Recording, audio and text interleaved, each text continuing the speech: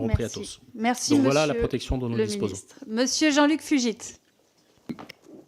Merci Madame la Présidente. Monsieur le Ministre, vous avez annoncé il y a quelques jours que l'industrie allait être potentiellement touchée par des suppressions d'emplois. Néanmoins, d'après France Stratégie et l'INSEE, 70 000 emplois seraient non pourvus dans l'industrie. Un recrutement sur deux est jugé difficile dans ce secteur et 69% des jeunes diplômés considèrent le secteur industriel peu ou pas attractif.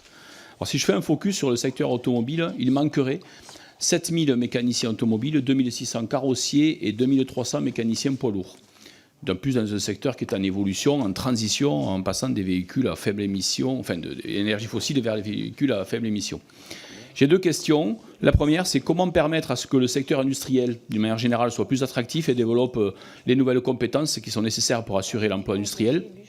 Comment le faire en lien avec la transition écologique et comment travailler aussi bien en formation initiale qu'en formation tout au long de la vie.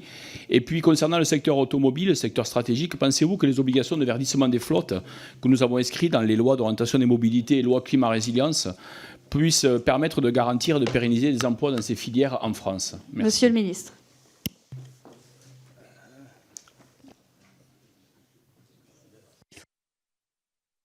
Merci. Merci, monsieur le député. Évidemment, le constat que vous soulignez est exact et ça amène aussi à une approche et un diagnostic contrasté sur l'industrie. Il y a des emplois à pourvoir, il y en a beaucoup. 70 000, des dizaines de milliers. Et ça doit aussi nous interroger sur la manière dont on répond à cela. Plusieurs axes. D'abord, faire aimer l'industrie et changer les représentations sur l'industrie.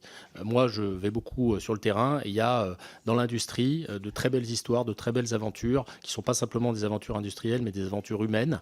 Et je pense qu'il faut mettre à la connaissance en particulier des jeunes et aussi des femmes parce que la féminisation de l'industrie est aussi un enjeu extrêmement fort. Tout cela. Vous dire également que le recours à l'apprentissage doit être privilégié et je pense que c'est une voie d'excellence pour accéder aux métiers industriels. Vous dire enfin, et j'en termine avec cela, que la réforme que nous avons menée et que nous menons sur les lycées professionnels vise à mieux les connecter aux besoins du marché du travail. Moi, j'invite, je le fais à chaque fois que j'en ai l'occasion, tous les acteurs industriels à se saisir de cette réforme et à rentrer dans les lycées professionnels, dans les bureaux des élèves ou dans les conseils d'administration pour faire valoir la qualité de leurs emplois. Merci, monsieur le ministre.